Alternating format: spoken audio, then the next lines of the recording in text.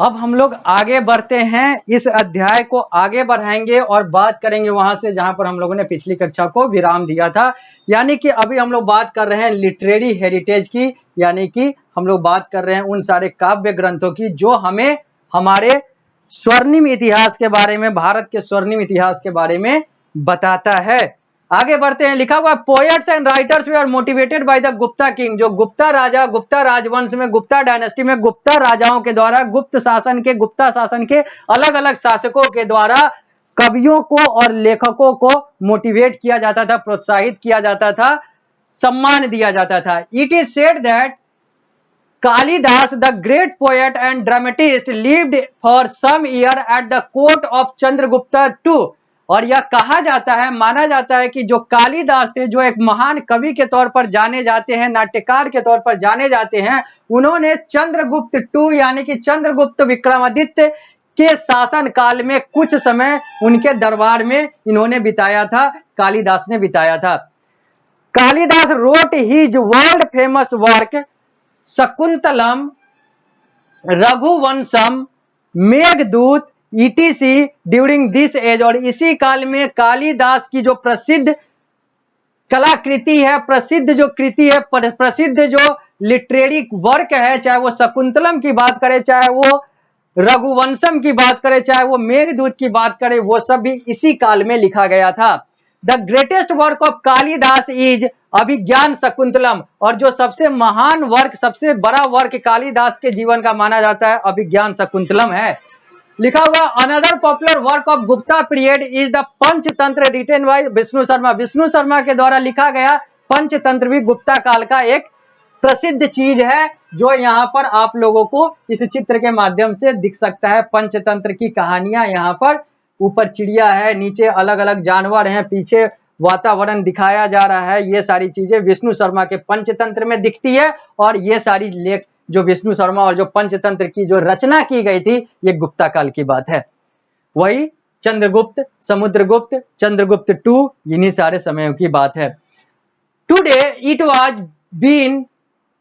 it has been translated into many language of the world। और आज ये पंचतंत्र जो है दुनिया में अलग अलग भाषाओं में, बहुत सारे भाषाओं में इसको परिभाषित और बहुत अनुवादित किया गया हुआ है, ट्रांसलेटेड है ये। The Sangam literature compose in Tamil describe the kingdom of south India. जबकि एक संगम लिटरेचर है, संगम साहित्य है, जो कि तमिल भाषा में लिखा गया हुआ है, वो साउथ इंडिया की यानी कि दक्षिण भारत के अलग अलग साम्राज्यों की जानकारी देता है।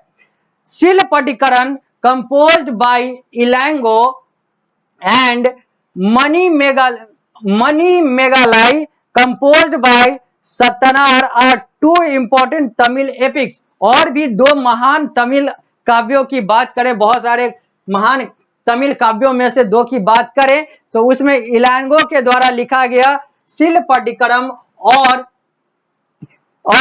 ये सतनार के द्वारा लिखा गया मणि मेघालय, ये इसका नाम आता है, जो महान तमिल काव्यों के अंतर्गत लोग देखते हैं। दे थ्रो लाइट, यानी कि ये दोनों, चाहे वो सतनार वाला हो, चाहे वो इलांगो वाला हो, सतनार वाला जो मणि मेघालय है, या फिर इलांगो वाला जो है शिलापटिकरण है, करम है, ये throw light about the town people and life in general. ये सब उस समय के, इनके क्षेत्र के जो शहर नगर हुआ करते थे, जो लोग हुआ करते थे, उनका जो जीवन हुआ करता था, उनके बारे में बताता है, उनके बारे में जानकारी मिलती है, सूचना मिलती है।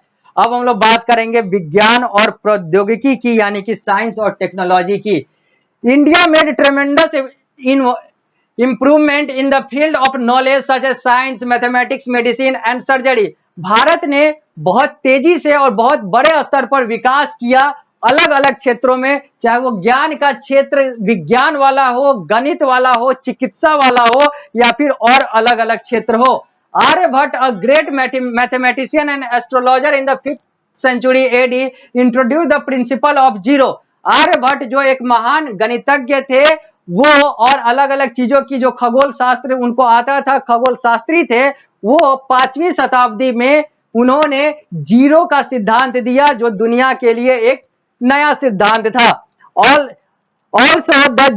Also he was the first Indian to claim that the earth rotate on its own axis, और यह भी माना जाता है कि यही इकलौते और पहले भारतीय थे, यही पहले भारतीय थे जो जिन्होंने यह बताया, इन्होंने सिद्ध किया कि अर्थ जो है, धरती जो है अपने एक्सिस पर, अपने धुरी पर नाचता है, घूमता है। He calculated the position of the planet and explained the movement of the star. इन्होंने यानी कि आर्यभट्ट ने ही अलग अलग ग्रहों के पोजीशन, स्थानों को कैलकुलेट यानी कि गणना की थी, और तारा के जो मूवमेंट, जो चक्र होता है, उसकी भी बात इन्हीं के द्वारा सबसे पहले कही गई थी। इन एडिशन, और अगर इनकी बात करें तो he explain the causes of solar and lunar eclipse, जो सोलर और लूनर एक्लिप्स यानी कि जो चंद्र और जो सूर्य ग्रहण और इन सारे चीजों से जुड़ी हुई जो अलग अलग चीजें हैं, जानकारी है, वो भी सबसे पहले हमें आर्यभट्ट के द्वारा ही मिलता है। और यह आर्यभट्ट का एक कार्टून जैसा, एक कार्टून नुमा एक चित्र बनाया गया हुआ है, कार्टून के माध्यम से यहाँ पर बताया गया हुआ है कि आर्यभट्ट जो है वो ऐसे थे। अब हम लोग बात करते हैं आगे, यहाँ पर लिखा गया हुआ है Varahamihira, Varahamihira 6th century AD की बात है, 6ठी शताब्दी की बात है। हु रोट पंच सिद्धांतिका, जिन्होंने पंच सिद्धांतिका लिखा था, was another great astronomer of the Gupta age, Gupta काल के ये एक और महान खगोल शास्त्री, खगोल विद्वान थे, जैसे आर्यभट्ट थे वैसे ही ये थे। He stated that the moon revolve around the earth as does the earth around the sun. इन्होंने बताया था कि जैसे सूर्य की अराउंड द सन, जैसे सूर्य की परिक्रमा जो है वो धरती लगाता है, उसी तरीके से धरती की परिक्रमा जो है वो चंद्रमा के द्वारा किया जाता है। यानी कि जैसे सन के अराउंड अर्थ रिवॉल्व करता है, उसी तरीके से अर्थ के अराउंड जो है मून रिवॉल्व करता है। Brahmagupta was a great astronomer and mathematician who clarified the laws of gravitation even before Newton, और न्यूटन से भी पहले, जिस न्यूटन को हम लोग कहते हैं कि उन्होंने ग्रेविटेशन का सिद्धांत और अलग अलग सिद्धांत दिए थे, उससे भी पहले हमारे भारत में और हमारे भारत में भारत के लोग और भारतीयों के द्वारा और ब्रह्मगुप्त के द्वारा इन सारे चीजों को पहले ही बता दिया गया था। यानी कि गुरुत्वाकर्षण के नियम जो हैं वो ब्रह्मगुप्त के द्वारा पहले ही बता दिया गया था।